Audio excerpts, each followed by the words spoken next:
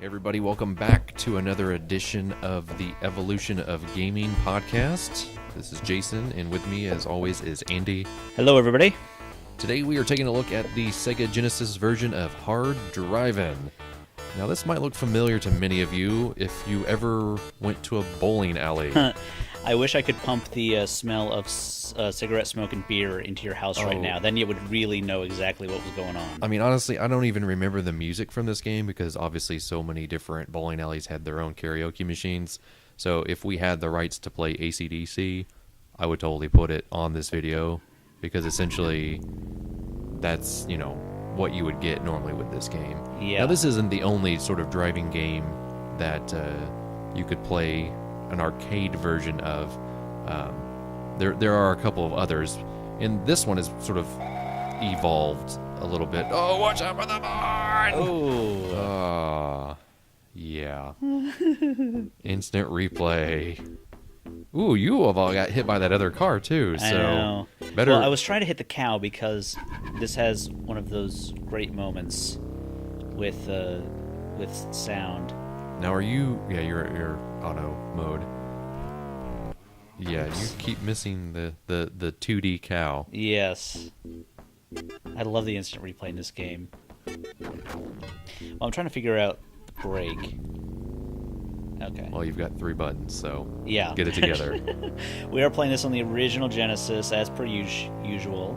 Ah, I did it again. Yeah, this does not turn at all. Yeah. Not at all. So we'll keep trying here. Notice the clock is still ticking. Yeah, it still thinks you're actually in the race, which clearly you are. Well, this is like an arcade game, so you have to hit checkpoints to slowly left tap the cow.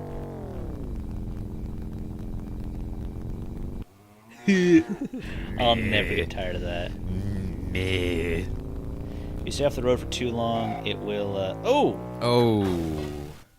It's just a glorified version of bumper cars. Pretty much. Well, there's 2 tracks. There's the time track, which is directly in front of me, and that's... That guy's out for blood. Yeah, I know. There is the second track here. It's trying to tell you you are low on fuel. Man, and it will not slow down. Yeah. I touched the thing and... Of course, you got bridges that you go up and under and ramp off of them and obviously go off the side. Run into stuff. Yeah, this is not an easy game with the Genesis controller, I have to say, Jason. Well, yeah, I mean, I don't know if it was ever an easy game, but the original game had like a steering wheel that came with it. Sure, well, yeah, I mean, because obviously... Well, it didn't come with it. It was in the arcade, it was that way, so... Right. And I still got a high score. I'm not going to put my name in there. Yeah, let's not. Yeah, so you can also play with stick or no stick. Yeah, I don't know how you could do a stick on the original controller. I mean, in the actual arcade version of the game, stick was a lot of fun. Okay, so did it have a clutch? I think it did. Did it really? I don't remember having a clutch because obviously when I went to go buy my first manual transmission, I had no idea what I was doing because I thought I learned everything from Hard Drivin, and that obviously wasn't the case. Let's try the timed track here briefly. I mean, I got this game on Genesis because I loved that. Arcade version so much. It's so low profile too. You can only see so far ahead of you, which is a little annoying, to be honest. And I don't know if this is like a real 3D game or if it's just like faux 3D, like it just kind of is designed to look like 3D, but it's not actually 3D. Yeah, I'm not sure. I think it probably is real 3D, but I don't know if the Genesis was actually even capable of that. So it's hard to say. But the graphic, this is not easy to see what the hell is going on. No. I mean, this is almost making me sickly. I know. I used to play this game for hours just because... Is it trying to tell you that the speed limit on every curve is 90? Yeah, I think it is. And I'm playing very gingerly here. I'm trying not to break anything, so I got a checkpoint here. So it gave you time. 30 seconds of extra time, roughly. Yeah. Again, we talked about this, I think, when did we talk about this? When Trampoline Terror. Yeah. It's like every game had to sort of like just be like the arcade versions. Like, yeah, I paid $50 probably for this back in the 80s or Who knows? early 90s. I don't know how much it would have cost at that point, but 1989. 1989, wow. Well, somebody paid $50 for it. I don't know if I did or not, but let me read you the description. okay. This is quite entertaining. This is on the, of course, official Sega Genesis seal of quality with some really, really tempting artwork. Yeah. That is obviously got you going up on a loop-to-loop, Yep. which you can do in this game, but it doesn't clearly look as nice as it does come on. here on the box art. Yes, because they're showing probably graphics from the arcade version. This is not the Yes. arcade version. It looks like that is maybe the case.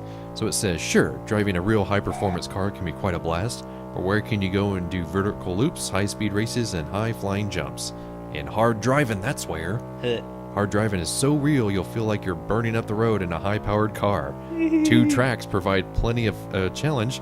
Put the pedal to the metal on the speed track or get airborne on the radical stunt track.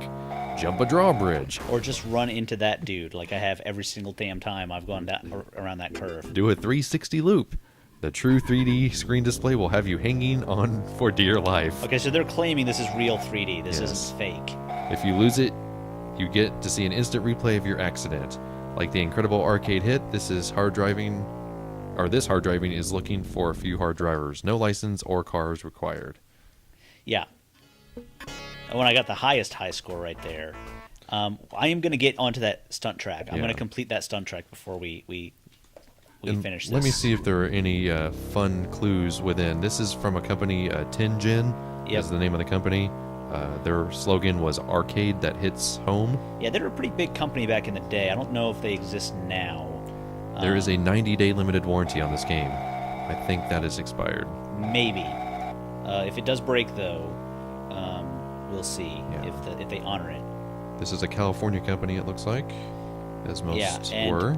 You know, you got to take those signs seriously. Yeah, I mean, I don't know if my controller is having issues or what, but it is not easy to sort of get lined up properly. But you do have to get these mile per hour signs seriously, because if you go faster than that, you're gonna tip over and die. So see, I made that jump. Oh, yeah. Here we go. Here's the loop-to-loop. Supposed to be going 60. Let's see if we can make it. Oh. What? I did it. I did it.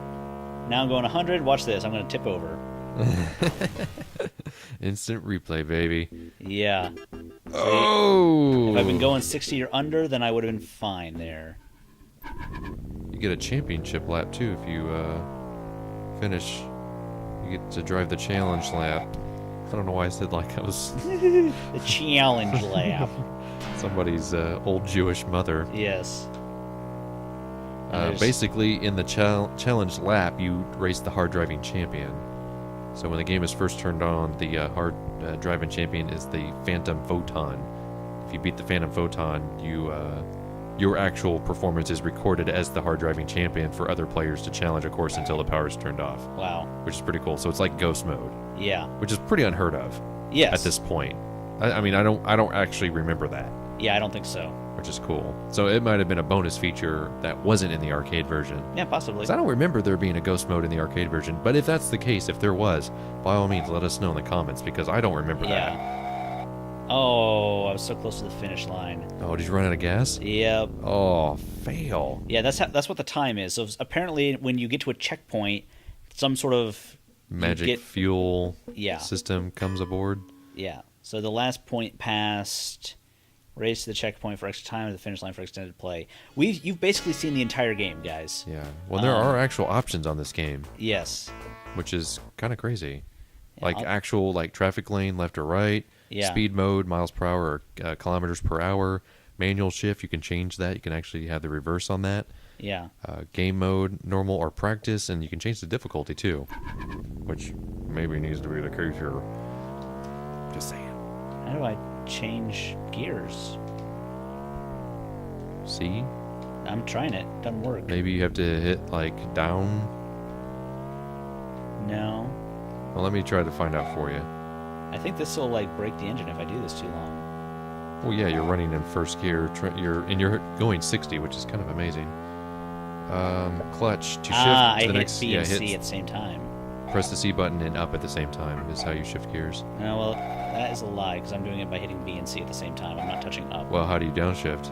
Figure that one out. I don't need to. You don't have to downshift. You just run into other cars. C button and down is downshifting. Okay. It says if you change the shift option and the option page to reverse, C and up shift down, while C and down shift up. So yeah, it's not that is completely untrue because I am doing this by hitting. Okay, so okay, there it goes. Now it works. I think the directional pad on this game is on this controller is a little bit iffy. Yeah. And if you want to abort anything off road, you just hit the start button and then the A button, and it would put you back on the road. Which. Okay. If you crash, though, I don't think that. Yeah. I love this music. Oh, the music is so, like, 80s. Yeah. So serious. Yeah. Okay, I got some tips and strategy for you. Okay. It says, when you're learning to play, use the speed limits as a guide. You gain more experience, you should be able to handle the car at higher speeds. Yep.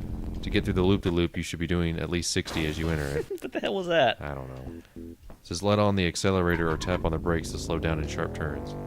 Going faster than 100 in the turns is risky. That's about it. Yeah, I cannot get into third gear. Can't do it. This directional pad is a little messed up.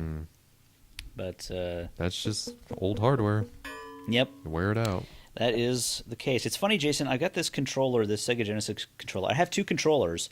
This one, I'm maybe you can hear it on the mic now. Yeah, that's... It's something in there is loose. Something's loose. This one works generally okay, but the other one I've got, which does not have a noise like something is crinkled up inside of there, is totally broken. Doesn't work at all. So, but yeah, we've basically showed you guys the entire game, which is pretty sad. But we did want to throw in a racing game because, racing games are kind of important in the history of consoles for sure. I've got another one for Genesis that we'll get to eventually. I've got a version of Outrun that I think is really interesting. But yeah. Yeah, this is giving me a little bit of motion sickness. Yeah, this is. I hope people aren't like getting sick at home because that is definitely a danger. Of course, it gives you a score too, which is kind of interesting. And that loop-de-loop is always just there. This is the best. Now, here we go. Wow. Oh, it should have let me fly off. Why didn't it let me just fly off the edge? I thought that was like one of my favorite things to do in this game. Well, I don't think you got high enough on there to do it. I think you ran into the the back part of the loop. Not this car again. Yeah, go off the left. Nice. One of my favorite memories of this game is just doing stuff like that, just running myself off the loop in weird ways and just seeing what happened. Yeah. That tickled me to death in the 90s. Oh yeah. It was like one of my favorite things to do, just see what crazy ways you could to just fly off the edge of this thing. Yeah, and you've got this massive truck. I did not see that truck there. Yeah, that. And then you just see yourself sort of fly around. Yeah, I can't believe that I missed that truck. Oh, okay. Oh, I see what happened there. Yeah. Wow. So this is not the best programmed game in the world. Again, it's an arcade port, which not a very good one. Yeah. It's not really letting you go very far. Yeah. You slow down too much, you sort of lose contact with the thing. And that's expected. Flies around. But I love that this game, I mean, the cars are just blocks, essentially. I crashed and I ran out of fuel at the same time. Wow. Well, honestly, Jason, I don't know what else we can do with this game. Yeah, I'm just not so sure about this. Yeah. So I think let's get out of here. We've gone for about 20 minutes now, close to it. Literally we've shown you the entire game. Yeah, that's it. The whole thing. No secrets. Which is a little sad, but this is a game based entirely on nostalgia. If you bought this game, it was because you liked that arcade version, and probably you weren't as sad at all about the quality of this game in that era. I'm a little sad now, though. I am as well. That did not live up to my expectations. What I remember. I'm sure I paid 75 cents every time I wanted to play this. Oh yeah, at least, maybe $1.50. Yeah. I don't quite remember. Yep.